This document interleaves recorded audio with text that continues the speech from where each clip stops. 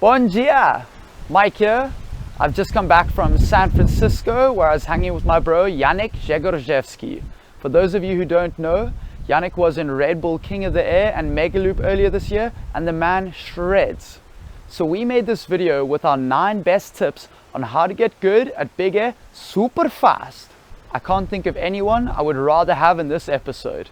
I'm a big air coach posting regular how-to videos. If you want to be a standout at your beach, then be sure to click this subscribe button over here. Meow.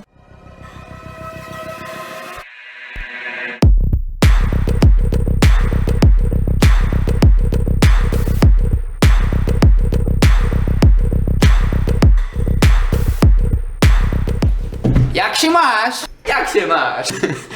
Nią. I'm here with Janek Gzegorzewski. How to get good and bigger and old school. Super fast. Super fast. Nią. Nią. Ride with better riders. With any good riders that are comparable to your level, so then you guys are like technically competing with each other, and then you guys both progress. Like when I see Janek throwing down like boogie loops with late rotations, or a kite loop board off with a late front roll, which I saw in Tarifa, like I've never seen anybody do that, and that's like inspiring me to push it to that next level. So He throws it right after. That's a lie. Oh yeah, videos are probably one of the most important things that you can get, because you can see what you're doing wrong, what you can correct, and also you can show it to other people so they can actually see what you're doing, but you need to see how you look. Yeah, often I'll be doing a trick over and over and making the same mistake and crashing, and I don't really know what I'm doing.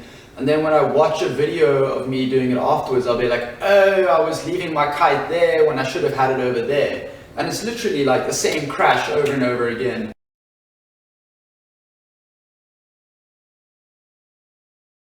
So this video is about how to get good at big air, and we're not saying that foiling isn't cool or freestyle isn't cool. If you want to be good at everything or just have fun doing everything, then do that. But if you want to be a super good big air rider, then it helps to really focus on being good at big air. Just concentrate on one thing. If you're gonna do a lot of things, it's not gonna work because you concentrate on too many things. It actually helps to practice old school as well.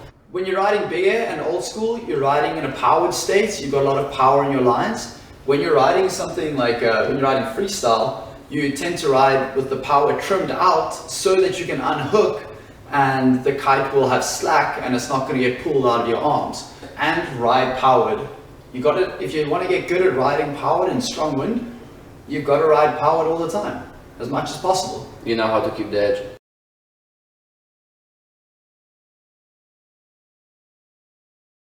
Okay, 13.5 XR6. Buy it. Big kites, yes. Big kites. Big kites. Alright. Not always. I don't like big kites, but you progress really fast on them. If you had to guess, like what percentage of your progress are you having on a big kite? Probably like 70%. 70%. So if you want to be really good at big air, it helps to take a big kite and practice old school rather than going foiling.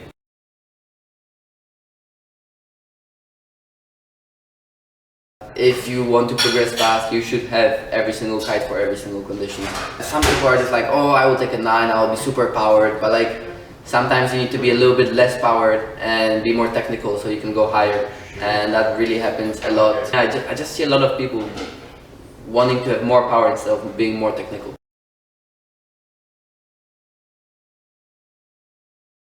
To clarify, when we're talking about sea kites, we're talking about extremely high aspect sea shapes.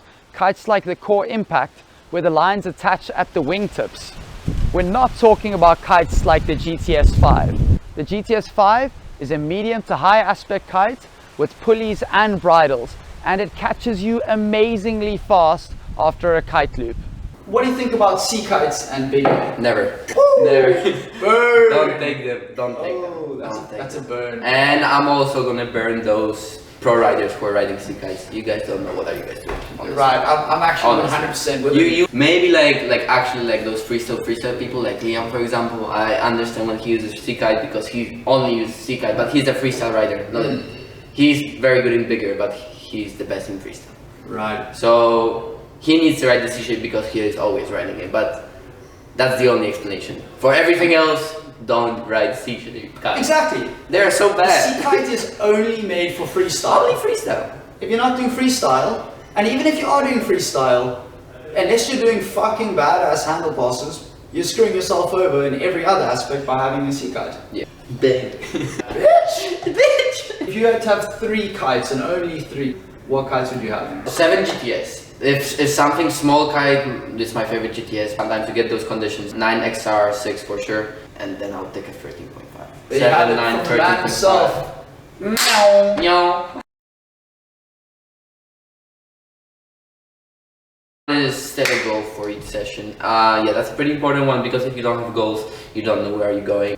When you go out riding, are you trying to do anything? Is there like a goal, a trick in mind at the start of every session, or are you just kind of winging it? I always have something in my mind. I'm always thinking of visualization. That's also a very important one. You always need to visualize your tricks, and that way if you visualize them, you know what's going to happen. Well, you don't know perfectly, but that's how it works. You know what is going to happen, and you're prepared for this moment. So for example, if you think about this laid back curl before you go to sleep, it is going to really help you when you're going to be already on the water. You'll already, it's weird, but you already know how it feels, so it's going to be easier to adapt. You've thought through the process so many times that when it happens, you're already ready for anticipated the outcomes.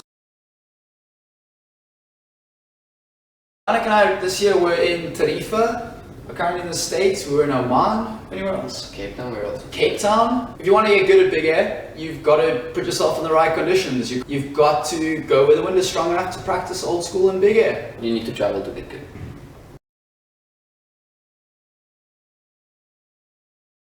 Have you ever been injured? No, never. I'm really scared of it. Super scared of injuries. And I know what am I doing, but the injuries is like the worst thing that can possibly happen.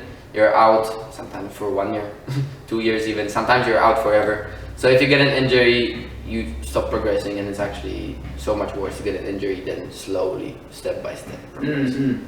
A lot of people want to do megaloops, but there's steps to take to get up to megaloops, and you shouldn't be crazy and try and skip all those steps, because honestly, if you're crazy, you're not going to be in the sport for long. Still be crazy, but like, it's a balance. It's a balance. Expand your comfort zone. That's what it comes down to.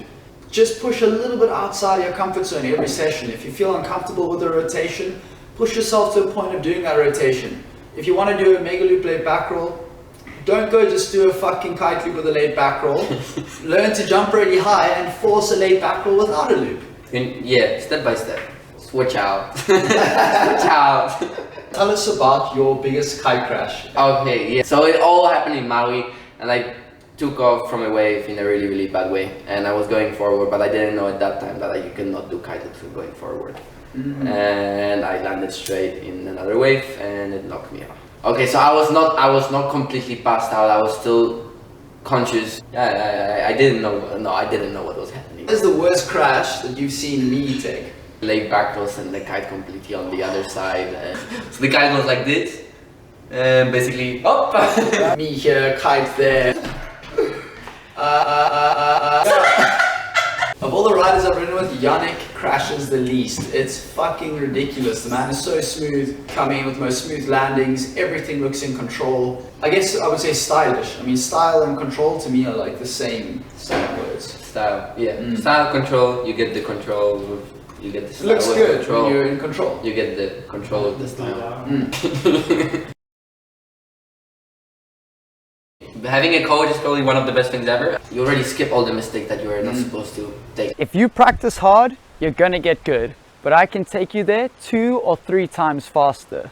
If you want to jump puss high, then be sure to subscribe. Or better yet, join me for one of my worldwide kite clinics.